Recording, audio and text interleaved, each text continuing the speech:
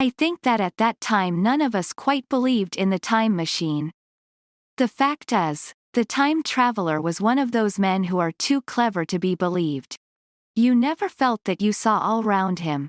You always suspected some subtle reserve, some ingenuity in ambush, behind his lucid frankness. Had Philby shown the model and explained the matter in the time traveler's words, we should have shown him far less skepticism. For we should have perceived his motives. A pork butcher could understand Philby. But the time traveler had more than a touch of whim among his elements, and we distrusted him. Things that would have made the frame of a less clever man seemed tricks in his hands. It is a mistake to do things too easily. The serious people who took him seriously never felt quite sure of his deportment. They were somehow aware that trusting their reputations for judgment with him was like furnishing a nursery with eggshell china. So I don't think any of us said very much about time traveling in the interval between that Thursday and the next, though its odd potentialities ran, no doubt, in most of our minds. Its plausibility, that is, its practical incredibleness, the curious possibilities of anachronism and of utter confusion it suggested. For my own part, I was particularly preoccupied with the trick of the model. That I remember discussing with the medical man, whom I met on Friday at the Linnaean. He said he had seen a similar thing at Tübingen, and laid considerable stress on the blowing out of the candle. But how the trick was done he could not explain. The next Thursday I went again to Richmond. I suppose I was one of the time traveler's most constant guests, and, arriving late, found 4 or 5 men already assembled in his drawing room. The medical man was standing before the fire with a sheet of paper in one hand and his watch in the other. I looked round for the time traveler, and, "It's 7:30 now," said the medical man. "I suppose we'd better have dinner?" "Where's," said I, naming our host. "You've just come? It's rather odd. He's unavoidably detained. He asks me in this note to lead off with dinner at 7 if he's not back. Says he'll explain when he comes. It seems a pity to let the dinner spoil," said the editor of a well-known daily paper, and thereupon the doctor rang the bell. The psychologist was the only person besides the doctor and myself who had attended the previous dinner. The other men were blank, the editor aforementioned, a certain journalist, and another, a quiet, shy man with a beard, whom I didn't know, and who, as far as my observation went, never opened his mouth all the evening. There was some speculation at the dinner table about the time traveler's absence, and I suggested time traveling, in a half-jocular spirit. The editor wanted that explained to him, and the psychologist volunteered a wooden account of the ingenious paradox and trick we had witnessed that day week. He was in the midst of his exposition when the door from the corridor opened slowly and without noise. I was facing the door, and saw it first. "Hello," I said, "at last," and the door opened wider, and the time traveler stood before us. I gave a cry of surprise. "Good heavens! Man, what's the matter?" cried the medical man, who saw him next. And the whole tableful turned towards the door. He was in an amazing plight. His coat was dusty and dirty, and smeared with green down the sleeves. His hair disordered, and as it seemed to me grayer, either with dust and dirt or because its color had actually faded. His face was ghastly pale. His chin had a brown cut on it, a cut half-healed. His expression was haggard and drawn, as by intense suffering. For a moment he hesitated in the doorway, as if he had been dazzled by the light. Then he came into the room. He walked with just such a limp as I have seen in footsore tramps. We stared at him in silence, expecting him to speak. He said not a word, but came painfully to the table, and made a motion towards the wine. The editor filled a glass of champagne, and pushed it towards him. He drained it, and it seemed to do him good, for he looked round the table, and the ghost of his old smile flickered across his face. "What on earth have you been up to, man?" said the doctor. The time traveler did not seem to hear. "Don't let me disturb you," he said, with a certain faltering articulation. "I'm all right." He stopped, held out his glass for more, and took it off at a draught. "That's good," he said. His eyes grew brighter, and a faint color came into his cheeks. His glance flickered over our faces with a certain dull approval, and then went round the warm and comfortable room. Then he spoke again, still as it were feeling his way among his words. "I'm going to wash and dress, and then I'll come down and explain things. Save me some of that mutton. I'm starving for a bit of meat." He looked across at the editor, who was a rare visitor, and hoped he was all right. The editor began a question. "Tell you presently," said the time traveler. "I'm funny. Be all right in a minute." He put down his glass, and walked towards the staircase door. Again I remarked his lameness and the soft padding sound of his footfall, and standing up in my place, I saw his feet as he went out. He had nothing on them but a pair of tattered, blood-stained socks. Then the door closed upon him. I had half a mind to follow, till I remembered how he detested any fuss about himself. For a minute, perhaps, my mind was wool-gathering.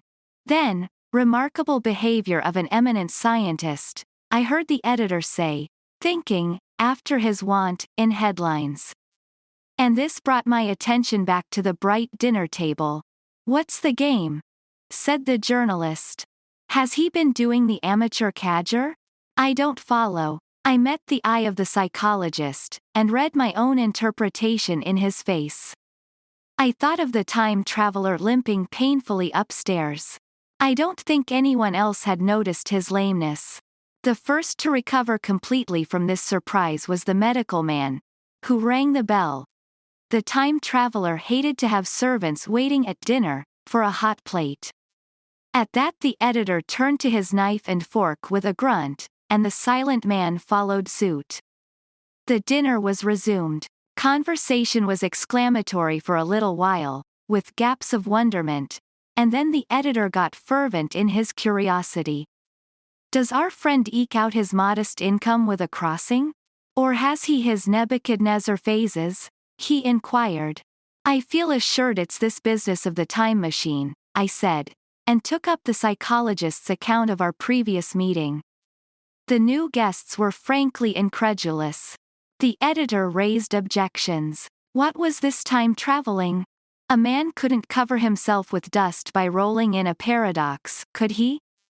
And then, as the idea came home to him, he resorted to caricature. Hadn't they any clothes brushes in the future? The journalist, too, would not believe at any price, and joined the editor in the easy work of heaping ridicule on the whole thing. They were both the new kind of journalist, very joyous, irreverent young men. Our special correspondent in The Day After Tomorrow reports, the journalist was saying, or rather shouting, when the time traveler came back. He was dressed in ordinary evening clothes, and nothing save his haggard look remained of the change that had startled me. "I say," said the editor hilariously, "these chaps here say you have been traveling into the middle of next week. Tell us all about Little Rosebery, will you? What will you take for the lot?" The time traveler came to the place reserved for him without a word. He smiled quietly, in his old way. "Where's my mutton?" he said. "What a treat it is to stick a fork into meat again." "Story!" cried the editor. "Story be damned," said the time traveler. "I want something to eat. I won't say a word until I get some peptone into my arteries." "Thanks. And the salt." "One word," said I. "Have you been time traveling?" "Yes," said the time traveler, with his mouth full, nodding his head. "I'd give a shilling a line for a verbatim note," said the editor. The time traveler pushed his glass towards the silent man and rang it with his fingernail. At which the silent man, who had been staring at his face, started convulsively, and poured him wine. The rest of the dinner was uncomfortable. For my own part, sudden questions kept on rising to my lips, and I dare say it was the same with the others. The journalist tried to relieve the tension by telling anecdotes of Hetty Potter. The time traveler devoted his attention to his dinner, and displayed the appetite of a tramp. The medical man smoked a cigarette, and watched the time traveler through his eyelashes. The silent man seemed even more clumsy than usual, and drank champagne with regularity and determination out of sheer nervousness. At last the time traveler pushed his plate away, and looked round us. "I suppose I must apologize," he said. "I was simply starving. I've had a most amazing time." He reached out his hand for a cigar, and cut the end. "But come into the smoking room. It's too long a story to tell over greasy plates." And ringing the bell in passing, he led the way into the adjoining room. "You have told blank, and dash, and chose about the machine?" he said to me, leaning back in his easy chair and naming the 3 new guests. "But the thing's a mere paradox," said the editor. "I can't argue tonight. I don't mind telling you the story, but I can't argue. I will," he went on, "tell you the story of what has happened to me, if you like, but you must refrain from interruptions. I want to tell it. Badly. Most of it will sound like lying. So be it. It's true, every word of it, all the same. I was in my laboratory at 4 o'clock, and since then, I've lived 8 days, such days as no human being ever lived before. I'm nearly worn out, but I shan't sleep till I've told this thing over to you. Then I shall go to bed. But no interruptions. Is it agreed?" "Agreed," said the editor, and the rest of us echoed, "Agreed." And with that the time traveler began his story as I have set it forth. He sat back in his chair at first, and spoke like a weary man. Afterwards he got more animated. In writing it down I feel with only too much keenness the inadequacy of pen and ink, and, above all, my own inadequacy, to express its quality. You read, I will suppose, attentively enough, but you cannot see the speaker's white, sincere face in the bright circle of the little lamp, nor hear the intonation of his voice. You cannot know how his expression followed the turns of his story. Most of us hearers were in shadow, for the candles in the smoking room had not been lighted, and only the face of the journalist and the legs of the silent man from the knees downward were illuminated. At first we glanced now and again at each other. After a time we ceased to do that, and looked only at the time traveler's face. I told some of you last Thursday of the principles of the time machine, and showed you the actual thing itself, incomplete in the workshop. There it is now, a little travel-worn, truly, and one of the ivory bars is cracked, and a brass rail bent, but the rest of it's sound enough. I expected to finish it on Friday, but on Friday, when the putting together was nearly done, I found that one of the nickel bars was exactly 1 inch too short, and this I had to get remade, so that the thing was not complete until this morning. It was at 10 o'clock today that the first of all time machines began its career.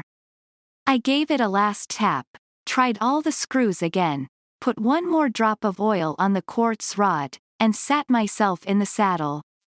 I suppose a suicide who holds a pistol to his skull feels much the same wonder at what will come next as I felt then. I took the starting lever in one hand and the stopping one in the other, pressed the first, and almost immediately the second. I seemed to reel. I felt a nightmare sensation of falling, and, looking round, I saw the laboratory exactly as before. Had anything happened? For a moment I suspected that my intellect had tricked me. Then I noted the clock. A moment before, as it seemed, it had stood at a minute or so past 10. Now it was nearly 3:30. I drew a breath, set my teeth, gripped the starting lever with both hands, and went off with a thud. The laboratory got hazy and went dark. Mrs. Watchett came in and walked, apparently without seeing me, towards the garden door. I suppose it took her a minute or so to traverse the place, but to me she seemed to shoot across the room like a rocket. I pressed the lever over to its extreme position. The night came like the turning out of a lamp, and in another moment came tomorrow. The laboratory grew faint and hazy, then fainter and ever fainter. Tomorrow night came black, then day again, night again, day again, faster and faster still. An eddying murmur filled my ears, and a strange, dumb confusedness descended on my mind. I am afraid I cannot convey the peculiar sensations of time traveling. They are excessively unpleasant. There is a feeling exactly like that one has upon a switchback, of a helpless headlong motion. I felt the same horrible anticipation, too, of an imminent smash. As I put on pace, night followed day like the flapping of a black wing. The dim suggestion of the laboratory seemed presently to fall away from me, and I saw the sun hopping swiftly across the sky, leaping at every minute, and every minute marking a day. I supposed the laboratory had been destroyed and I had come into the open air. I had a dim impression of scaffolding, but I was already going too fast to be conscious of any moving things. The slowest snail that ever crawled dashed by too fast for me. The twinkling succession of darkness and light was excessively painful to the eye. Then, in the intermittent darknesses, I saw the moon spinning swiftly through her quarters from new to full, and had a faint glimpse of the circling stars. Presently, as I went on, still gaining velocity, the palpitation of night and day merged into one continuous grayness. The sky took on a wonderful deepness of blue, a splendid luminous color like that of early twilight. The jerking sun became a streak of fire, a brilliant arch, in space. The moon a fainter fluctuating band. And I could see nothing of the stars, save now and then a brighter circle flickering in the blue. The landscape was misty and vague. I was still on the hillside upon which this house now stands, and the shoulder rose above me grey and dim. I saw trees growing and changing like puffs of vapor, now brown, now green. They grew, spread, shivered, and passed away. I saw huge buildings rise up faint and fair, and pass like dreams. The whole surface of the earth seemed changed, melting and flowing under my eyes. The little hands upon the dials that registered my speed raced round faster and faster. Presently I noted that the sunbelt swayed up and down, from solstice to solstice, in a minute or less, and that consequently my pace was over a year a minute, and minute by minute the white snow flashed across the world, and vanished, and was followed by the bright, brief green of spring. The unpleasant sensations of the start were less poignant now. They merged at last into a kind of hysterical exhilaration. I remarked indeed a clumsy swaying of the machine, for which I was unable to account. But my mind was too confused to attend to it, so with a kind of madness growing upon me, I flung myself into futurity. At first I scarce thought of stopping, scarce thought of anything but these new sensations. But presently a fresh series of impressions grew up in my mind, a certain curiosity and therewith a certain dread, until at last they took complete possession of me. What strange developments of humanity, what wonderful advances upon our rudimentary civilization, I thought, might not appear when I came to look nearly into the dim elusive world that raced and fluctuated before my eyes. I saw great and splendid architecture rising about me, more massive than any buildings of our own time, and yet, as it seemed, built of glimmer and mist. I saw a richer green flow up the hillside, and remain there, without any wintry intermission. Even through the veil of my confusion the earth seemed very fair. And so my mind came round to the business of stopping. The peculiar risk lay in the possibility of my finding some substance in the space which I, or the machine, occupied.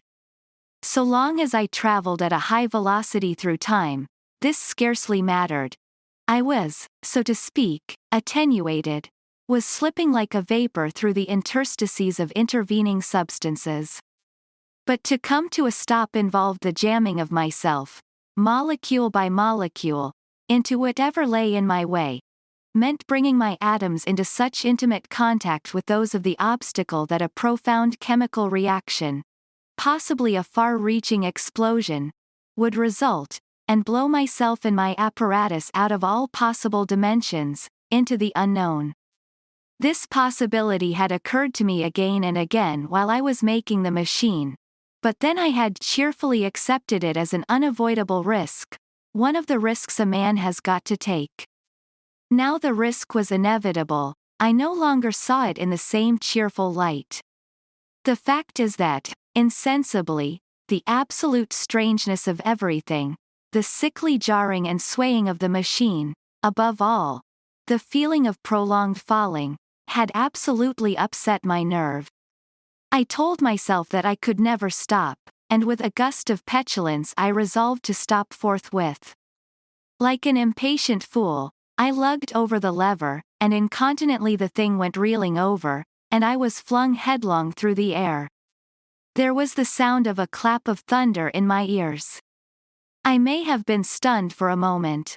A pitiless hail was hissing round me, and I was sitting on soft turf in front of the overset machine. Everything still seemed grey, but presently I remarked that the confusion in my ears was gone. I looked round me. I was on what seemed to be a little lawn in a garden, surrounded by rhododendron bushes, and I noticed that their mauve and purple blossoms were dropping in a shower under the beating of the hailstones. The rebounding, dancing hail hung in a cloud over the machine, and drove along the ground like smoke. In a moment I was wet to the skin. "Fine hospitality," said I, "to a man who has travelled innumerable years to see you." Presently I thought what a fool I was to get wet. I stood up and looked round me. A colossal figure, carved apparently in some white stone, loomed indistinctly beyond the rhododendrons through the hazy downpour. But all else of the world was invisible. My sensations would be hard to describe. As the columns of hail grew thinner, I saw the white figure more distinctly. It was very large, for a silver birch tree touched its shoulder. It was of white marble, in shape something like a winged sphinx, but the wings, instead of being carried vertically at the sides, were spread so that it seemed to hover. The pedestal, it appeared to me, was of bronze, and was thick with verdigris. It chanced that the face was towards me.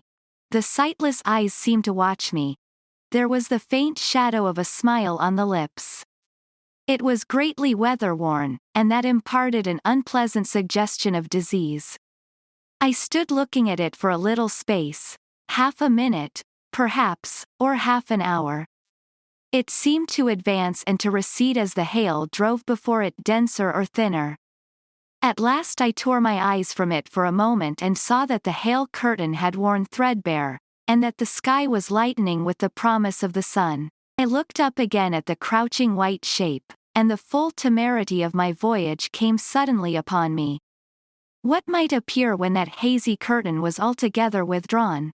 What might not have happened to men? What if cruelty had grown into a common passion? What if in this interval the race had lost its manliness and had developed into something inhuman, unsympathetic, and overwhelmingly powerful? I might seem some old-world savage animal, only the more dreadful and disgusting for our common likeness, a foul creature to be incontinently slain. Already I saw other vast shapes, huge buildings with intricate parapets and tall columns, with a wooded hillside dimly creeping in upon me through the lessening storm. I was seized with a panic fear. I turned frantically to the time machine, and strove hard to readjust it. As I did so the shafts of the sun smote through the thunderstorm. The grey downpour was swept aside and vanished like the trailing garments of a ghost. Above me, in the intense blue of the summer sky, some faint brown shreds of cloud whirled into nothingness. The great buildings about me stood out clear and distinct, shining with the wet of the thunderstorm, and picked out in white by the unmelted hailstones piled along their courses. I felt naked in a strange world. I felt as perhaps a bird may feel in the clear air, knowing the hawk wings above and will swoop. My fear grew to frenzy. I took a breathing space, set my teeth, and again grappled fiercely, wrist and knee, with the machine. It gave under my desperate onset and turned over. It struck my chin violently. One hand on the saddle, the other on the lever, I stood panting heavily in attitude to mount again. But with this recovery of a prompt retreat my courage recovered. I looked more curiously and less fearfully at this world of the remote future. In a circular opening, high up in the wall of the nearer house, I saw a group of figures clad in rich soft robes. They had seen me, and their faces were directed towards me. Then I heard voices approaching me. Coming through the bushes by the white sphinx were the heads and shoulders of men running. One of these emerged in a pathway leading straight to the little lawn upon which I stood with my machine. He was a slight creature, perhaps 4 feet high, clad in a purple tunic, girdled at the waist with a leather belt. Sandals or buskins, I could not clearly distinguish which, were on his feet. His legs were bare to the knees, and his head was bare. Noticing that, I noticed for the first time how warm the air was. He struck me as being a very beautiful and graceful creature, but indescribably frail. His flushed face reminded me of the more beautiful kind of consumptive, that hectic beauty of which we used to hear so much. At the sight of him I suddenly regained confidence. I took my hands from the machine.